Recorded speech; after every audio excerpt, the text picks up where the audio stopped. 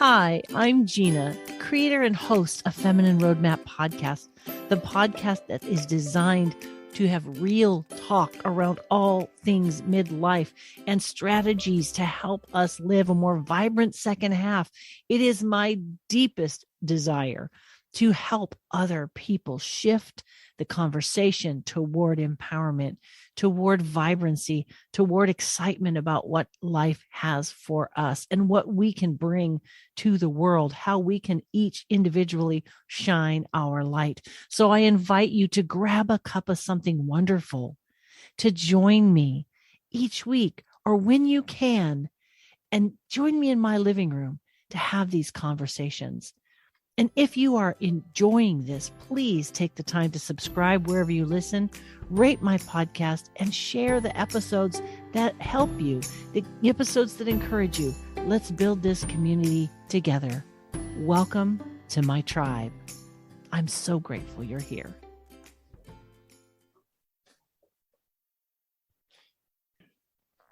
Hello, Feminine Roadmappers. Welcome back to Feminine Roadmap Podcast, the podcast that helps you navigate the challenges and changes of midlife and to live a more vibrant second half. Today, we are going to be talking about vibrancy through a system called Bendable Body. My guests today teach us how to solve joint pain and deeper health concerns with stretching. Their unique approach targets unhealthy fascia and reverses the aging process. My guests today are John and Sita Kelly. They are co-founders of Bendable Body. John, Sita, thank you so much for being with me today. Thank you. Thanks for having us, Gina. This is exciting. Yeah, we're really happy to be here to be talking with you and all of your listeners. Well, I'm so grateful that you reached out to me. It's always nice when someone says, hey, I saw your podcast and I'd love to be on. So I'm grateful that you found me. I don't know how I would have found you myself. And your topic is so important, I think, to people of all ages. And so I would love to hear your story. How did you get into this style of stretching, fascia, all the things that you do? What led you to that place? So yeah, I think we'll tag team this if this is okay, because we both have very different backgrounds. And so maybe John will start. You want to start with your story? Sure. I, generally was athletic, my whole life, especially as a child and teenager. And, I did, just over 20 years ago, I got into yoga for like 3 years. Loved my instructor, loved going, good workout and all. And then one day, the yoga instructor was like, John, I don't know what it is with those hips of yours, but I just can't figure them out. And I realized when she said this, that I was sitting on 2 blocks at the beginning of class. You know how like the guys are a little stiffer and they, and I had been sitting on 2 blocks for 3 years. Now, I didn't bother me at all, but when she posed the question that something could have been and should have been figured out, I decided I needed to go figure it out because she was great. I really enjoyed class. And I started to buy stretching books, traditional, gentle, and, nothing really worked until I found a resistance stretching book. And it's, what we currently do, and it's evolved to the Bendable Body. And something got lighter when I did a hamstring stretch. A leg kind of moved on its own. And I was just generally stiff. Now, I had low back pain for 20 years that I just thought you live with. I don't, the chiropractor and a lot of things didn't really help. And then all of a sudden, a lot of things started to get better pretty quickly.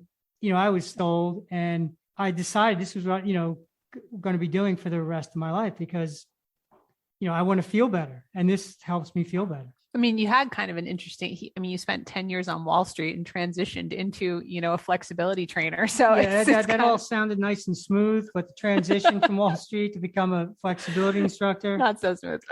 We're here now. Well, Wall Street is a different kind of flexibility, John. It's had to shift your flexibility to your body. And, I have to thank you for sharing that hip story because and maybe we'll get into this later, but thinking about hips, the body kind of keeps the score. And I think sometimes we lock up for emotional reasons too. Like our bodies are triggered for emotional reasons. I know my hips were a real trigger point for a while. Yeah, you're absolutely right. The trauma can be, a memory that we don't remember, physical trauma. And like you said, the body keeps the score, and we're thinking about it in terms of the fascia keeps the score. And when we, make that healthy and it gets, more hydrated and flexible and the muscles get to work better within it, this has very numerous health benefits. And emotional and psychological benefits too. Yeah. And you were, not exactly happy in your previous lifestyle when you were very stiff, so there was a connection there with a lack of happiness in your life and what was going on in your body. Oh, yeah. Well, I didn't know it at the time, that the body, that wasn't a whole lot what was going on, especially in a job like I had when, it's just, you go. The other thing is sitting for, 8 to 10 hours a day, that's terrible for the hamstrings, and that just makes you stiffer, and the back gets worse. So yeah, no, it's a night and day. And you don't even, when you start doing this work, you don't realize, like, first you get in, I'm stiff, I want to be less stiff. My knee hurts, my shoulder hurts, or, my bladder, I like the bladder to work better. And that's all nice, and it gets better. But then you get better in ways that you didn't even expect. And they're really nice surprises along the way. It's a really great journey. I like it. It's all the parts of you, not just your physical body. That's fantastic. Yeah. Oh, yeah. And I mean, in terms of, that's kind of an interesting segue into my interest, because it couldn't be any different from John's, my background and my interest in this work, which is actually kind of nice, when it comes to us as a pairing of teachers, because we really come from it from two very different angles, and we're able to meet students at different places. But yeah, I mean, my background is in spiritual life. I was a monastic for, 14 years, and encountered this work through another monastic who had MS, and we, heard somebody speaking about it and got introduced to John and whatnot. And, she got some tremendous help with it. And I'm one of those people, I usually like to tell people, like, when I go into a gym and I see all the like workout machines, they look like stormtroopers to me. So I'm like not the person, right? So I'm like not the person inclined to work out. I mean, I like to be physically active. I like to hike. I like to do physical work. I love to garden, but I'm not one to like go to the gym or take a yoga class or go for a run or that kind of thing. So it's kind of remarkable that I own a fitness company. I mean, like, if anyone had ever told me that that's what I was going to be doing. And so, when I first, encountered this work, the part that blew me away and really captivated me was how the fascia is like truly this map of the person. It's a physical doorway into every aspect of your being, aspects that we don't even know about yet. And it's such an undiscovered tissue. And, when I think about my understanding of meditation, which is really what my background is in, this work is like a meditation for the body, the way in which it cleans and purifies, I'm going to use the word purifies, the fascia, which is this root substance at the base of everything that's happening with you physically, mentally, emotionally. And so that's what got me. So from a very, very different, angle. And I think that it's, one of the things that's, kind of cool about this method is it's more than just a workout. What's great about that is that as a couple, what a great holistic perspective your people get, because you do come from different places, and that's what makes it probably successful, is because you have different perspectives, which is fantastic. Let's talk about fascia. Before we hit record, I said, I see that word thrown around a lot, and it's kind of assumed that people know what it is, but I would say it's a fairly new term, but it's being used a lot. What is fascia, and what is the function of fascia in our body? I think we probably both have stuff to say about this. Maybe how about if I just tackle it from a simple standpoint, you go a little deeper? Okay. Yeah. So simply put, fascia is connective tissue. Okay.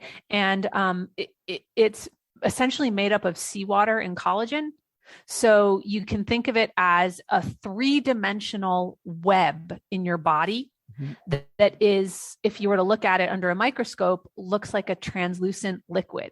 Okay. That has a form, that has a web-like form, and it's connecting everything. It's connecting muscle fiber to muscle fiber, bone to bone, organ to organ. It's all penetrating throughout the whole body. And I think when it's understood loosely, people think of it as surrounding muscles. Like, you go into a chicken breast and you see that membrane. That's one aspect of it. But the other aspect, which is really significant, is it penetrates in. So if you think of muscle, right, as a whole bunch of fibers, like the little fibers inside of an orange slice, you know how there are all those little fibers? Same thing going on in the muscle. Each one of those individual fibers within a singular muscle is in fascia. So everything that's happening with your muscle, strength, flexibility, alignment, is dependent upon the fascia. And, in terms of it being a new term versus an old term, I feel like you could kind of go on a little bit about that. There's quite a bit of research. Well, I believe recently it's been identified as an organ. It's getting some credit that way. It does penetrate the whole body, but, the connection that's really cool for me is that this is a pretty simple system. We have 16 major organs. So we have 16 muscle groups that when we resist and stretch them and change the fascia, like say in our quadriceps on the front outside of our leg, well, you're going to improve, your walking and your hip joint. That's great. You're also going to improve the health of your stomach and digestion. And, just to take it a step further, the meridians that run through our body that have been proven by Western medicine, Western science research, are electrical currents. So that stomach meridian it runs down into like the second or third toe on the top of the foot, up the lower leg, up the quad, up across the nipple, into the throat and into the jaw. So if you have TMJ or jaw problems, you stretch your quad with resistance and change that fascia, and your TMJ is going to get better and relatively quickly. So, there's a 1-to-1 direct correlation between the fascia, muscle, an organ, a physiological function, and, so on. So, you do get flexible in all ways and heal in all ways. So, and you really can't say that about any other tissue, where if you change that tissue, you're going to, change all of it's the energy that gets blocked, like in Chinese medicine, that, you can get it to flow again by changing the fascia. I think the other thing that's interesting about it is there's an aspect of it being a panacea because it is all pervasive throughout the whole body. So, like a person could just start stretching, right? And, work on their body holistically, and they may have a goal of fixing their hip pain, but the first thing that might get better is their digestion, because that's really what needs to get better first. And so as soon as you tap into that tissue that is throughout, your body gets given an authority that it didn't have previously. And I think that that's so, so important. And we see it all the time. And another thing, we still don't know a lot about the fascia because it hasn't been researched to any great length.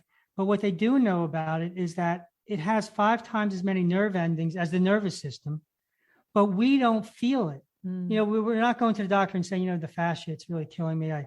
You got plantar fasciitis in the arch, you got some tensor fasciitis, but generally speaking, it's designed like we talked earlier about traumas to protect us. The body keeps the score. And, when you get an injury or you get a cut, you get dense tissue accumulates and maybe turns into scar tissue or dense adhesion. Well, you lose the functioning of that muscle. And everything you lose with that, but it's protecting you from the injury. And that's how trauma. It healed, the trauma. Until you're ready to actually deal with it. Yeah. I think that that's a really good point about how you can't feel your fascia. And I think that is another reason why it's really gone, overlooked. If I had a penny for every single client that comes to us and, my problem is X symptom. And we're like, well, no, that's the symptom. That's really, really not the cause. You have no consciousness about the cause. And, if you think about it, it kind of makes sense. If you knew what the problem was, you probably would have fixed it a long time ago. Well, it's interesting, as I listen to you guys talk, you think about the body and, it's true. Like thinking about meditation, for example, people think it's about controlling your thoughts, but it's not. It's about being present in a moment and allowing your brain to rest, your body to rest. It's about focus and peace. And, it's like there's so many things, but it's not. Most people think, oh, I can't meditate because I can't sit still, or I can't meditate because I can't stop thinking. Like sometimes I think we feel that way about something like stretching. Like, I don't want to do the splits. I don't have time to stretch. Like we think of stretching kind of as a point A to a very specific and narrow point B, I guess is what I'm trying to say. I think that it gets put on the back burner all the time. Most people's understanding of stretching is traditional stretching, right? Which is not what we're doing. It's like, the stretching you did in gym class or something that kind of looks like yoga. And we would loosely define that as end range or passive stretching. There's an active aspect to yoga, but it still is end range stretching. And that's really not what we're doing. Like the splits are a perfect example, like, oh, I'm so inflexible. I can't get into the splits. The inside of my thighs are so inflexible. They won't do that. So we really take that whole definition and turn it on its edge. And, something that we try to explain to people is there's all the exercise methods out there. Okay. There's all of them. There's weight training, there's cardio, there's, lunges and squats and Pilates and all of it. And they're all great, but they all are an event for the body. There's an aspect of wear and tear. There's something that's being taken from you when you do it. This form of stretching that we teach, that we know of anyway, I mean, maybe there's something else out there, something that's yet to be discovered, is the only thing that replenishes. It puts money in the bank. So, people often say to us, oh, do you not want us to do these other things? Are you saying they're bad for us? We don't think that at all. Do what you love, but you have to address this tissue if you want to keep doing what you love, whether it's lifting weights or sitting on the couch and knitting. Okay. And so it's a complete redefining of stretching. We really do consider it to be the primary exercise method. And just to go a little further with that. So all those exercises that we do, whether it's gardening, yoga, tennis, your muscle is contracting to move you to do something. And so you're using energy and and you got to rest, and when you do the movements we do where the muscles are lengthening, but they're resisting the lengthening move.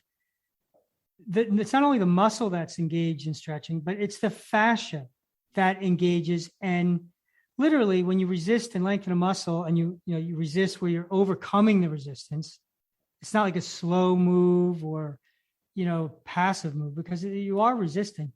First of all, there's no pain. So people have knee pain and they can't do anything, and they're told to rest. And I mean, you come right in and start doing this resistance stretching, your knee is going to get better, and it's not going to hurt you, because the fascia, when you resist, it suspends everything at the joint, and it actually stretches the muscles that, in most cases have never ever been stretched this way, and this is the way they want to be stretched. But in terms of energy, fascia, when you move it in this way, it creates energy, and the fascia stores energy. So, you can do a 45-minute class with us, or you can stretch on your own for, an hour or two. Or 10 minutes. It doesn't have to be an hour or two. Yeah. Just want to throw that out there. Sure. You can do it throughout the day. Freak people out. Yeah. For hours and hours. And you get all this time. No. It actually creates energy. So after 45 minutes, if you were to lift weights for 45 minutes, you feel good that you worked out, got the blood moving and all this. But you're kind of fried. After this, like, you're ready to go for a run. You're ready to go. It sets you up, because you have all this energy, and then your alignment's better. Although interestingly, a question we get a lot is, because people, do come to us, some people come to us and this becomes their primary workout. It's what they do. But other people, it's in addition to something, right? Which is great. And, so they'll be like, well, should I stretch before or after my run? Should I stretch before or after I lift weights, whatever? We always say you want to do it afterward. Because even though it does set you up for a better run, set you up for better weightlifting, more important for your body is to remove that wear and tear, because it really is wear and tear, and so that's going to enable you to keep going and keep doing, what you enjoy, what you benefit from. Well, the one analogy is like, do you brush your teeth before you eat or after you eat? It's a perfect analogy. You want to clean the teeth after because it accumulated some things. Which is kind of, I think, a really important thing to give people a visualization of the fascia. It's an analogy that I use all the time. This technique that we're doing, a lot of times when I think about, stretching or working out, it's like you're adding something. This is subtractive. And a really good way to think of it is like dry skin. Especially like the hardened, dry skin on your heel. So first of all, just think about that. You don't really feel that part of the heel. It loses sensation. There's an aspect of deadness to that skin. It's dead skin. When the fascia becomes unhealthy, and there's a whole spectrum, right? From super healthy to scarred. Scar tissue is essentially unhealthy fascia. It has no sensation. It's become dry and hard and brittle. And these movements create a force within the fascia to literally like break it off and exfoliate it. It's like an internal exfoliation of something that is no longer hydrated and supple and gushy. Just like you would need to remove dead skin externally, or just like you would need to remove plaque from your teeth from eating. And the thing that makes it hard in the first place is repetitive movement, lack of movement, and trauma. That's what does it. I mean, there could be other things, but those are the things we are certain of. So it's a subtractive technology. And by subtracting it, the muscles work better. It happens just naturally, which is really how we define flexibility, not as muscles getting long. It's as a flexibility is a muscle working better, a muscle getting short, a muscle getting long, a muscle twisting, a muscle turning. It works. It doesn't just get long. The traditional definition of flexibility is a muscle long, like the splits. Yeah. That's not how we define it. It's right in the word. Range of motion, right? But when we say full range of motion, you have to visualize shortening.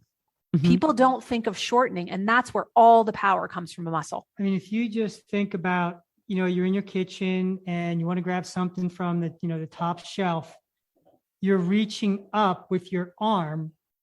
And so the muscles on the top of the shoulder have to shorten. That's what makes that movement happen. When you're driving your car and then you're at a yield and you got to turn your head, say maybe right. And you got to, when you were 17, 18, you could turn your head all the way around and look back and see the traffic coming. Now it's like, oh God, can I look in the rearview mirror? Do I actually have to turn my head? And then you're repositioning your body to turn your head. You lost the ability of those muscles on the back of your neck or back of your body to shorten sufficiently.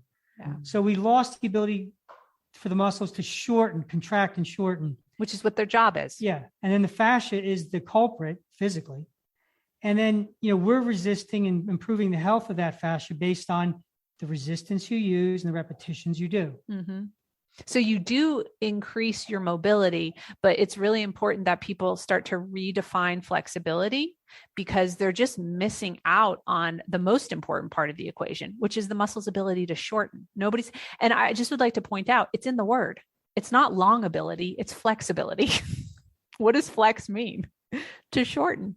Right. It's right there in the word, but somehow we missed it. And so that's really how we're defining it. So your system Bendable Body, explain to us what it is and what it does. I think you've woven it through what you've been saying, but let's truncate what Bendable Body is and does. Yeah. The stretching technique, it's, referred to loosely as resistance stretching because you're resisting the stretch. And if you can try and visualize this, you start with the target muscle. And we have many stretches, right? That you don't have to invent the movement. We tell you, but you're starting with the target muscle in a shortened position. Okay. So a really common example that I can give is when people go to stretch out their chest muscles, they might put their hand in a door jamb and then, really lengthen that arm and lengthen out that chest and just pull harder in the long range. Everybody kind of relate to that, right? And when you do that, you primarily feel the pull in the joint at the attachment. The ligament, the tendon, you feel it right in the shoulder joint. You're like, oh, I'm getting a really good stretch. I really feel that sensation. We never do that, ever. What we would do is have you turn your body all the way to the right in the direction of that arm that's in the door jamb. Resist by pressing your hand into the door jamb. And then from that shortened position with those chest muscles in a really short position, lengthen against that resistance. And you would only lengthen so long as you can continue to resist. So for instance, your chest and your bicep, your chest and your arm would be touching. Yeah. Like that would be the shortened position. And then you create resistance from there. While you open and lengthen. While you lengthen. And it really is about the resistance that in the movement that changes the fascia. and has all these wonderful benefits. So for every single stretch, and there's 16 muscle groups, right, in the body, 8 in the upper body, 8 in the lower body, and we have multiple poses or stretches for each one of those. There's a movement. It's never static. And there's resistance. We're starting with the muscle in the shortest position, resisting while we lengthen. And, this is an audio event, this podcast, right? And so it's not visual, which we know is hard. And it's particularly hard for this method because we're asking you to undo a lifetime of defining in your mind and your body about what stretching is. And so there's a learning curve. And John and I absolutely acknowledge that. And I would say our biggest challenge with our clients and our students isn't to get a change for them. It's to help them learn this new way to move their body. And it shouldn't feel like traditional stretching because it's targeting a different tissue. It's targeting fascia. Traditional stretching is going to target the endpoints of the muscle and the attachments. This is not, we're staying completely away from there. It should feel completely different. And is it something that you can feel like in the muscles, like the muscles would be tired, or does it feel different?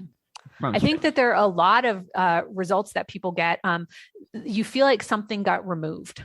There's a lightening that happens. You also, if you actually, do something to demonstrate it to yourself, will see that you got an increased range of motion or an increased ability to shorten, and you'll see that you got stronger. But do you want to add to that? You said everyone's experience will be slightly different. Some people will, do a set of stretches and feel more energy. Mm-hmm. Some people will feel the biomechanical change in their shoulder or leg. Some people will feel it got stronger. Some people will feel it's tired because it was tired. Sita said earlier, it's a subtractive technology. So you're taking the tiredness out, the misalignment out, the lack of energy out. And so different people have different, sometimes when you remove something, you have to feel it as it leaves. Now, the other thing is that's just initially, as you do this more and more and you check in and see what changed, your awareness is going to expand in many and all ways. And, I'm doing some of the same stretches I did 18 years ago and experiencing them completely different, because we're like this infinite onion, because I'm still sitting, not as much, but I am still sitting. You're still breathing and walking and exercise. You're still doing life all is that still stuff. happening. Life's still happening. And it's great. I think there's two ways you look at this. And I've done both. Maintenance, where I'm, if the shoulders bother me, I'm going to do stretches to make sure that feels okay. Or I'm going to get ahead of it. And I'm going to spend, a half hour a day doing one stretch for many months, so I can just feel amazing and just, feel like that part of me is brand new. And that's another way to do it. But, I decided to do this for a living. So, it's like an experiment, and I love experimenting that way. I think that, that's kind of a thing that, we see in our culture. People are, bigger, more extreme is better. Mm-hmm. And, in a certain way, this is like the reverse of weightlifting. So if someone's lifting weights, you can tell that something's happening because they keep on adding on more weights, right? Right. If someone's improving with this method, it's all happening internally. And so from the outside, unless you're trained to know who you're looking at, you might not notice the difference, right? It's not about like getting into a really complicated pose. It's not about, any of that. It's really about, are you generating more resistance? Are you more aligned? Are you able to create a better stretch and go deeper? But it's something that you can feel internally, right? And so it's not sexy in that way. It really isn't. Well, it's back to that awareness, right? Listening to and knowing your body. You're kind of forcing people to think, okay, because like on your videos, can you feel the lengthening in that? Like, do you feel lighter? Do you feel like that foot's more grounded? Do you feel, you're inviting people into that conversation? Oh yeah. I mean, we are chronically out of our body. We just really are. We tell people all the time, it's easy for us to give you a change. It's really hard for us to get you back in your body. That's a cultural phenomenon. Well, some people might think, well, I feel the pain, so I'm definitely in my body. But there were so many signals before the pain. Right. Wow. There were misalignments going on. Mm-hmm. And as, for instance, my right hip which I never had a problem with my entire life in terms of what I was aware of or no pain. The rotation is changing as I do a lot of specific stretches over and over. And so now I can feel like as I'm standing there in the kitchen doing some work, I'll feel like, oh, I'm leaning on my right foot and everything's on my right hip. And I immediately come out of it. Yeah. Now it's been gradual. Otherwise, this never would have happened. And that would have turned into a hip problem probably already. Mm-hmm. And so now I'm aware of misalignments instead of, oh, that hurts. Not knowing the source. That's really what people need to be empowered. And you know, the solutions out there are so often about like, okay, how do we bring this back from, you know, catastrophe? You know, we're at the brink of, you know, replacement surgery and, you know, I'm in pain all day long. It does not need to be that way. You can pick up the signs so much earlier if you just get a little educated on your body in this way and stop it long before it gets out of control. You know, we teach this system, you know, it's our company, whatever, but really the way we think about it is we're handing you, if you're willing to take it, the owner's manual for your body. You know, it's yours. Let it be your possession. People know more about their cars. They can feel their brakes going out long before they can feel something going on in their hips. And that's just about awareness. That's all it's about. And so if you can shift that, life could be so much smoother. I'm curious to have you share a little bit about the meridians, because we haven't covered that, and how working one part of the body really can, I don't know if heal, help support the organs. Can you kind of shine a little bit more clarity on what you mean by that and what that looks like?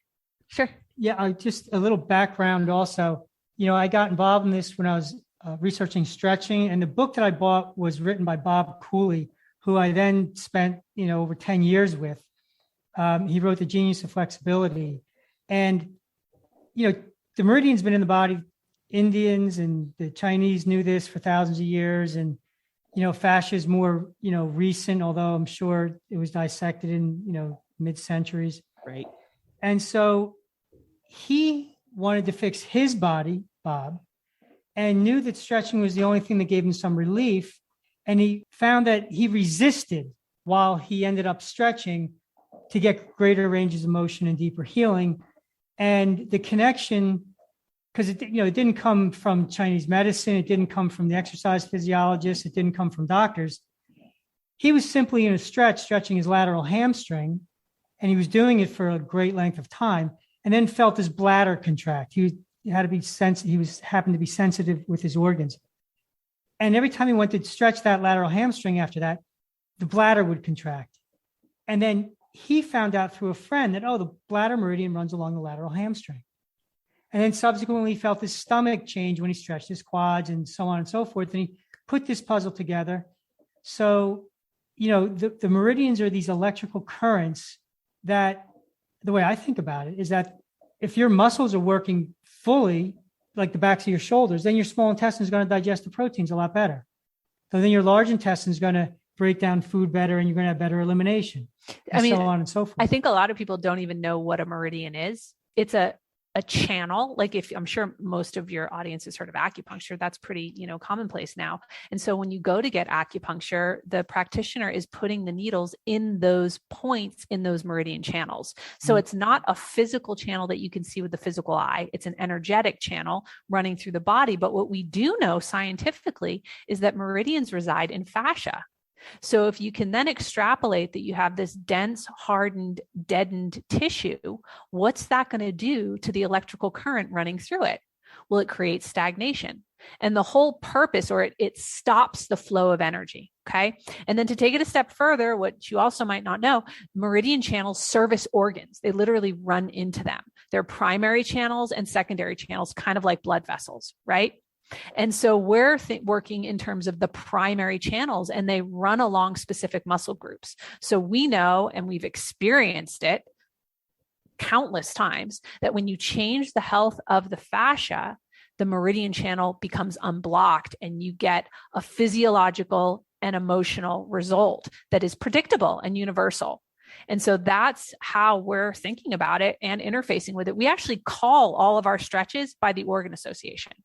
So it's a gallbladder stretch, it's a liver stretch, it's a, small intestine stretch, and so on. That's fascinating. I was wondering, just a thought that kept popping into my mind when Sure. you talk about like the bladder. So a lot of women, especially in midlife, struggle with Yes. incontinence. Is there a stretch that can help? I a feel woman like it's with a perfect incontinence? time for your bar story. Oh my God. We got I'm a gonna bar tell you a story. little, so was it 2008, Boston, Cambridge. A lot of us trainers are out. We're having a few drinks. And there's one bathroom in the bar, one door, one room. And so there's a couple people in front of me, a couple people behind me, and, we all got to really go, right? So I just start doing bladder stretches, for lateral hamstring. And right away, it gives you really like, you don't have to, you don't have to go, but you still got to go. You know what I mean? But Yes. you're not like But dying to go. that like, I'm not going to make it urge kind of subsides. Right. So one of the girls said, "What are you doing?" It was kind of odd for me to be doing what I was doing. And I said, "I'm doing stretches for my bladder so I don't have to go to the bathroom as much." So she starts doing the same thing I'm doing. I explained to her.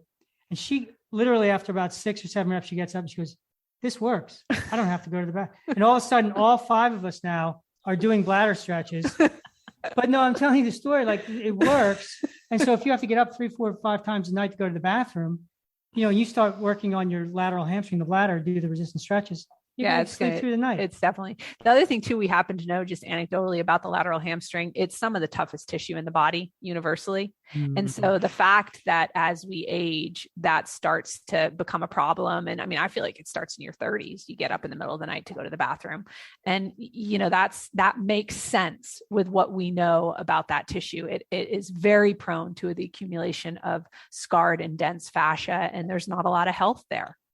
That's the one where you turn the foot out, right? It is. Yeah, that's definitely one pose. Correct. Yeah. The one that John was doing, you might not have gotten to see, come across that one, Gina. It's a leg lift, right? Weren't you doing the leg lift? I was doing the leg lift. Yeah. There's easily. No wonder people were like, "What are you doing?" Oh my God. Yeah. Well, so a lot of the stretches that we do, we've come up with in the meantime, like you keep developing, and like when we lived in Manhattan, we came up with a subway stretch. So it's we're constantly coming up with using the I-beam to in the subway to stretch out your hamstring, which is a really so you can treat this as which is something else we like to tell people. You can treat this as, okay, so I'm going to do my 20 minutes, my 30 minutes, my 15 minutes a day or 3 times a week, whatever it is, in the way that you like to work out. Or you can pepper it in through your day in the way that we drink water, because there's a constant depleting that's going on over the course of the day. If you can think about this, if you sit for 15 minutes, it's not a long time, you are laying down dense fascia in the hamstrings.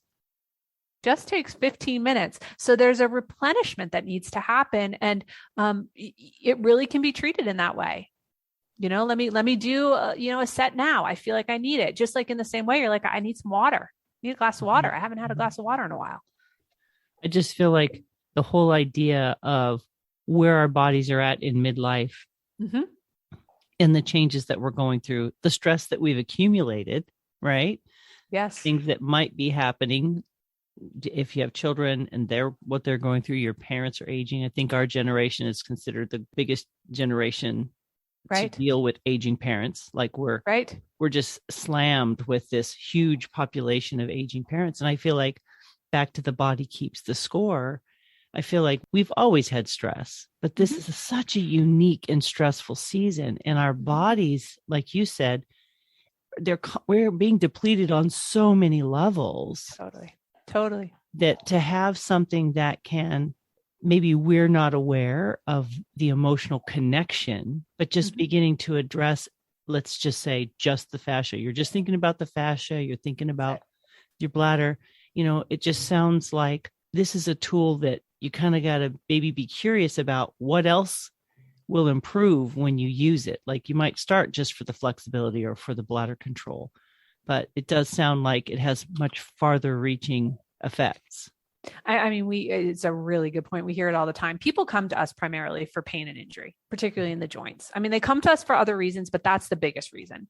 And they stay because of the things they weren't expecting. Happens all the time. The calmness, whatever it is. The other thing too, that I think is really important to note about your generation is The stress, yes, the caretaking, yes, all of that. But separate from that, it's, one of the first generations that has a lot that you want to do into old age. Yeah. You're expecting to be skiing at 75.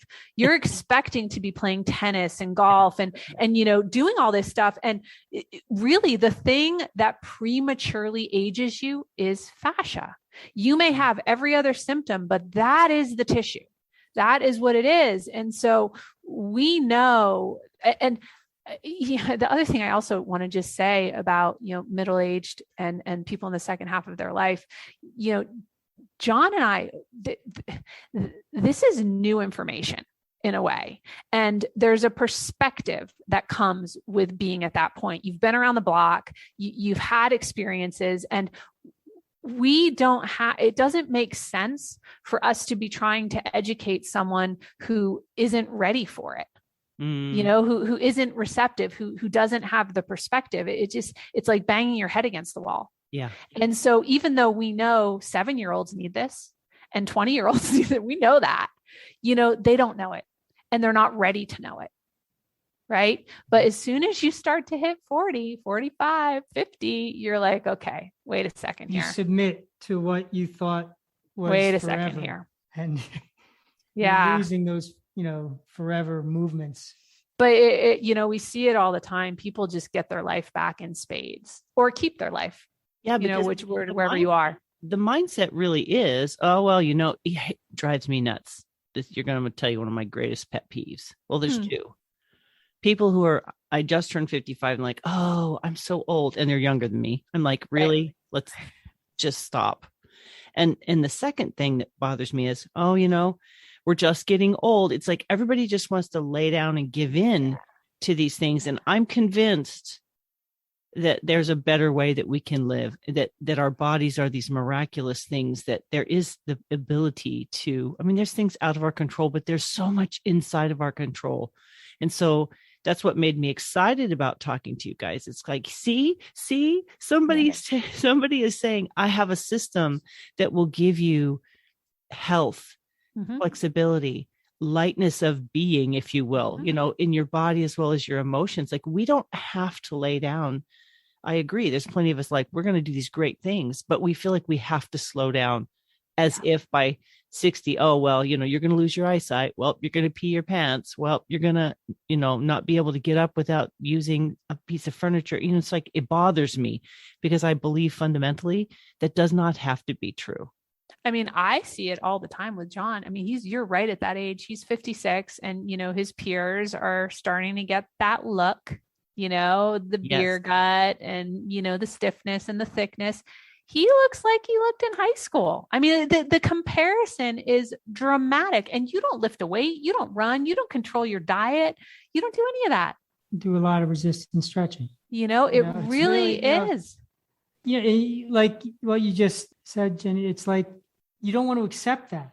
And once you know that you can do something to move better, to walk up that hill easier, to get up out of a chair more easily, the stairs you're not thinking about going up and down the stairs. You just kind of, you do it. Why not? It's why not? And it levels the playing field. Years ago, I taught a Sunday morning class in Boston, and, we mainly did one-on-ones. So we just offering this for people to come in and try it. And I had 3 people in the class this one Sunday morning, an 8-year-old, a 75-year-old woman, I think it was a grandmother, and an NFL player that I was working with. He came in, and we all did the same exact stretches for an hour. We did the hamstring line, we did, some of the shoulder, and everyone was able to do all the stretches. And then at the end, and we did them continuously, we checked in, had that feel, okay, well, now we're doing this. And at the end, it gave great perspective on, the kid was enamored with the NFL player. I took a class with an NFL player, I stretch. And the NFL guy was looking at grandma. I'm like, man, that's unbelievable. Like you did everything that I did. And so that's really what it levels the playing field, that really everybody can do it. That you got mobility, you can move a little, you can do it, and you can get better. It's not just doing something to do something. It's, doing something to get a result that works. Yeah, I'm thinking of Eileen. We have a client that's, got 30 years in the fitness industry teaching, and, she's really open-minded. She's really good at what she does. And she had the same people coming to her for 20 years and 30 years, and her basic, approach, and this is true, movement is better than no movement. But she said they didn't get more flexible. If they had a chronic issue, it didn't really go away. And as soon as I encountered this and understood this idea of fascia, I now understand why. We weren't addressing it. It doesn't mean that we were doing no good or harming them per se, but there's so much, it could be so much better. It's like, you don't have to have what you have. You just got to pay attention to this one thing that has been overlooked. It's really time. We feel so strongly about it. And, we're very much so open to finding, we're on a constant quest, John and I, if you were, for what is out there that is really going to tip the scales when it comes to health and wellness. And, we haven't really found much that rivals this in that realm. In that fitness realm, it's really got to be addressed. The other thing too is the more people that start to do this, it can evolve. Right now there's only so many heads in on it. And so there's a contract. It can't expand. You need more people doing it. Look at the yoga industry. It's huge because so many people are doing it, and they figure out more. And so the more people that do it, the more it will expand. We don't claim to know it all. We want more people involved. And so what is it that you offer to people? So if people are listening to this, what does that mean for them? What are the steps they could take? Sure. So right now we're solely working online. We used to only work in person and we made a complete shift. And so we have live Zoom classes 3 times a week. And if people can't come live, they can always get the recording. We also have a membership site that people can join that has, over 200 on-demand videos. It's like the Netflix of stretching. And there's a community along with it. We're very communal based. I think it's the nature of the people that come to us. And also we've learned that, exercise is a thing you have to do. And it's like a chore to a degree. And so the magic pill to find your willpower, I have found, is community. That's what gets you in there. Everybody loves to go on a walk with their friend, but it's not so easy to do it alone. And so the community is key, and that's a big part of it. And then we also are going to be coming out with a certification program soon, but that's like a whole other thing. But yeah, the main way is the Zoom classes and the membership. Awesome. And within the membership, there's a curated year program that's really nicely done that you don't have to think about it. It's just ongoing, and you can pop in and pop out, and it covers the whole body thoroughly and repeatedly throughout the year. So it's not something like, well, I don't know what to do. It's set up for you that way if you want. And the other thing too, is we have a lot of free resources. People, you don't have to pay to experiment. We've got a ton of videos on YouTube, and we also have a great blog section on our website. And just about every post has a stretching video for you to give it a try, because sometimes that's what you need to do first, give it a try. I mean, a lot of this, it's not a big investment out the gate anyway, but still you have a free option. Wonderful. We also teach almost every month a free class. So, on Zoom, we'll teach a free Sunday class monthly, which is another great way. We answer questions afterwards. We aren't just stretching instructors, like we're needing to educate in the same way that this entire conversation has been, because you got to get to the point where you're like, oh, okay, I do need to pay attention to my fascia. I get it. And so it's our job to get you there. And knowing what that even looks like, right? Because thankfully you don't have the curse of knowledge. You're able to still communicate it and not assume that people know, because they, I think. Oh, we've learned that the hard way, though, because we're so close to it. Right. Mm-hmm. And so to, put ourselves in that beginner mindset has been a process, learning how to teach, learning how to communicate. And, in the same way that you were talking about podcasts in the beginning, like 7 years ago, we were very different instructors than we are now. And so when you get involved now, it's a lot faster. We get you there faster.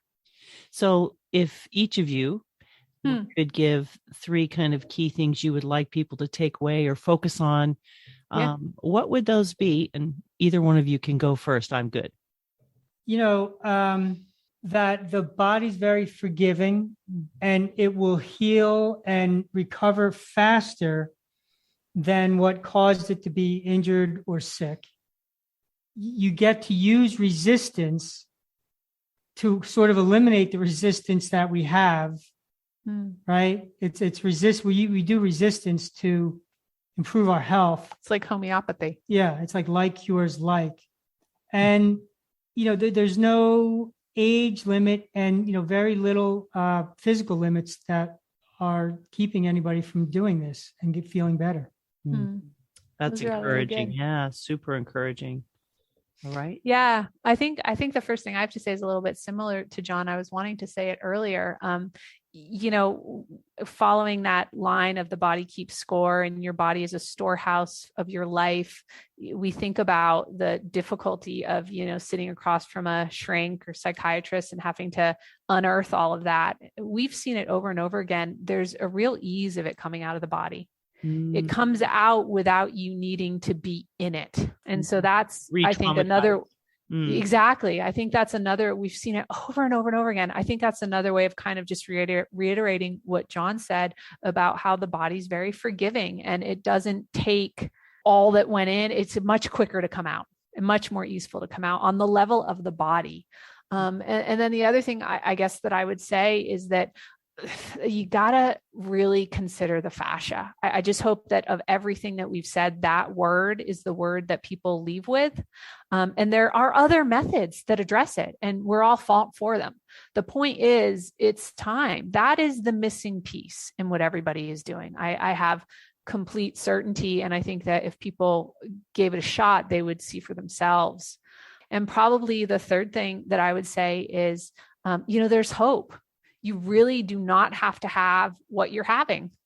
It can absolutely go away. We see it every single day, and it doesn't have to turn into drugs and surgery. And if it's already surgery, okay, that's fine. You can get at the root still. You don't have to have another surgery. Like, let's stop that chain. It doesn't have to be that. Yeah. Yeah. I love the fact that there's hope. And, because it feels sometimes like for me, that this whole conversation around, because I have women in my age group that are vibrant. Like I have my group that's like about that.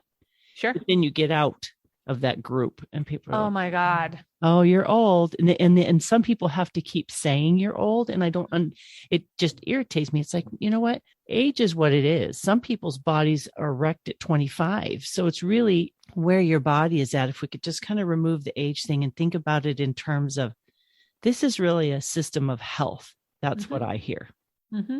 It is. It absolutely is. It absolutely is. And it's so funny that you're saying, some people's bodies are wrecked. I'm thinking of this one young woman that we met that had been a soccer player and had countless surgeries. Her body, she moved like a 90-year-old. It was one of the most tragic things I've ever seen. She was 18. She had 3 surgeries already. She was so young and she was really not in good shape, And so it's age is just a number. And you can absolutely, reverse it, get it to where it should be. We are prematurely restoration, right? Just restoring. The other thing you said that I wanted to touch on before we come to the end here is how the body looks for release. Having done different things over the years to, as you use the term, unearth, deal with, as we're triggered in life. We don't know why or whatever. What an incredibly, in my mind, gentle tool that you have that will go places people don't even know about. And they don't have to be afraid of it because, like you said, the body's forgiving. It's going to naturally untangle those things that are tangled in our body, I think. We see it all the time. And we also see it in, pretty dramatic, occurrences. And we've had our own direct experiences where, an emotion comes up and you have no idea what it's about, but it comes out. Yeah. You're like, what was that? Yeah. You're in the middle of it before you even are like, what in the world? Yeah. Right. And you don't have to go through the whole processing. So it's absolutely true. And we see it and we know it. That's incredible. Well, I want to thank both you and John so very much for reaching out to me and giving me the opportunity to learn more about you and your method and your heart going into this and helping people maybe maintain or attain a level of health and flexibility and wellness of mind, body, and spirit that maybe they still haven't found. What a gift. And I'm so grateful that you reached out to me. Oh my God. We love talking about this, and you have been so wonderful and receptive to talk to about it. So thank you for listening. We're thrilled pleasure, to share. Gina. Thank you. Really, really was. Glad to be here. Fun. Absolutely. My pleasure. Today, friends, I've been speaking with John and Sita Kelly. They are the co-founders of Bendable Body. If you head over to www.feminineroadmap.com/episode 273, I will have links to them there. Also, while you're there, please leave your name and email address. I send out periodic encouraging emails. Friends, if you take nothing else away from this conversation, know that there is hope for your body to get to a state where you can feel good, do the things you love, and live in a state where pain isn't a constant companion for you. You can be flexible. You can move your body, whether you're 25 and an athlete who's just beat their body, or you're 55 and the world around you feels like it's beating your body, or you're in your 70s and you've never exercised before. Really give this some thought, my friends, because we do have a lot more power than we think to age in a way that supports us and gives us joy and vibrancy. So check that out, my friends. And please continue to share these podcasts that impact your life. Share these resources that I'm introducing to you. Tell your friends about Bendable Body. Try it, share it, get a feel for how you can live a life that you never thought you could live using this program. Thank you for sharing with me today. Thank you for being with us. I ask that you would join me again in the following weeks as I bring more powerful resources and people into your homes. Thank you so much for being here, my friends. Take care. Bye-bye.